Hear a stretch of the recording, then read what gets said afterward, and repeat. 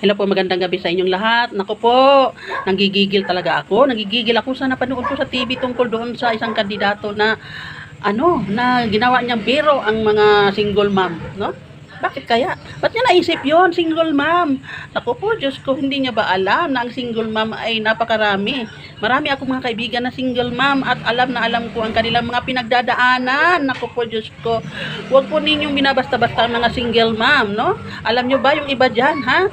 Binubuhay nila ang kanilang pamilya, ang kanilang mga anak, sa kanilang pagsisikap, sa sarili nilang pagsisikap, no? Nagtatrabaho sila sa ibang bansa, yung iba, ha? Nagtitiis na kumayod ng kumayod para mabuhay lang nila ang kanilang mga anak, no? Dahil single parent sila, no? Siguro hindi lang talaga sila sinuswerte na magkaroon sila ng partner na na maging forever nila. Pero wag naman po nating gawin silang katawa-tawa at kabiro-biro. Lalo ka na, sir. Sir na attorney ka pa naman, Sir Ian. Diyos ko naman. No, kung naku, pipiktusin kita, pipiktusin talaga kita, no? Huwag mong inaano-ano yung mga single mom, no? Kasi hindi mo alam ang mga pinagdadaanan nila, no? Marami akong kaibigan single mom, kaya nako, huwag. Ako, at taas ng respeto ko sa mga single mom.